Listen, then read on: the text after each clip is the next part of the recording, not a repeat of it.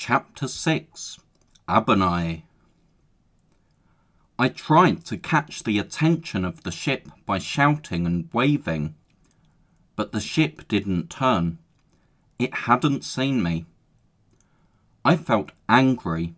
If Kensuke had allowed me to keep my fire, someone on the ship might have spotted the smoke. I still had the fire glass.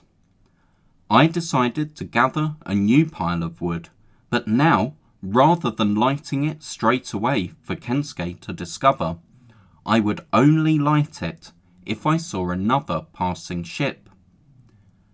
Over the next few days, I collected twigs and branches and piled them at the top of the hill. But once, as I was heaving a massive branch onto the pile, I spotted an orangutan looking down at me from the rock above. Had Kensuke sent the orangutan to spy on me and report back to him? It seemed a ridiculous thought, but I couldn't help wondering.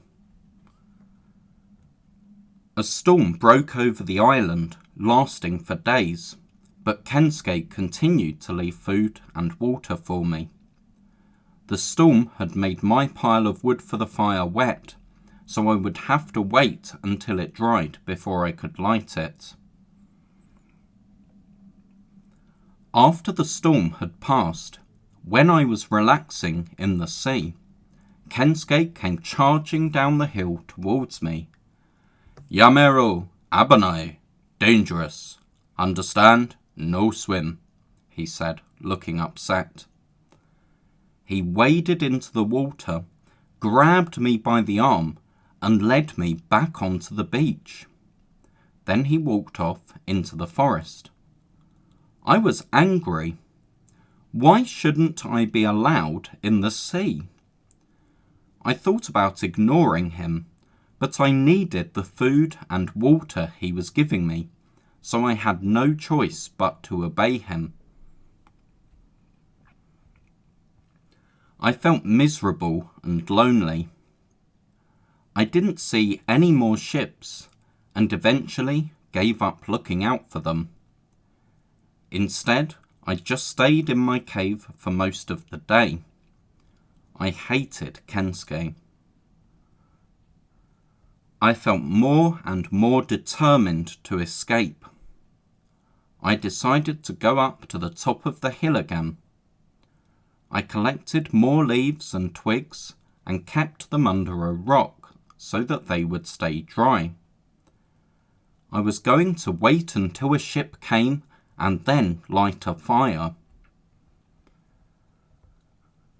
One morning, as I got out of my cave, I saw a boat, which wasn't far away.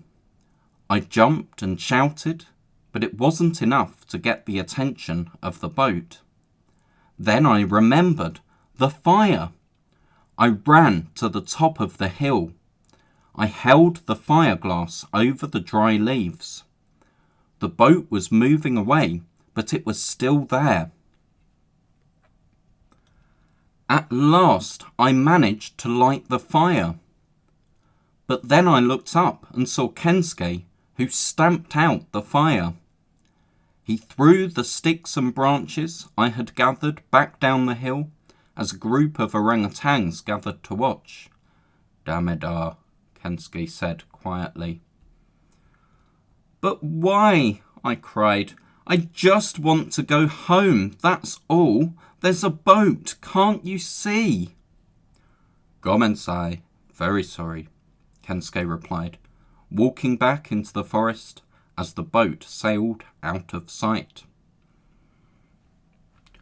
I was furious. I deliberately stepped over the line into Kensuke's half of the island. Then I decided that I was going to break another one of his rules. I charged down the beach into the sea. "It's my sea as much as yours," I cried, "and I'll swim in it when I like." I saw Kensuke shouting and waving his stick at me. Then I felt a stinging pain in the back of my neck.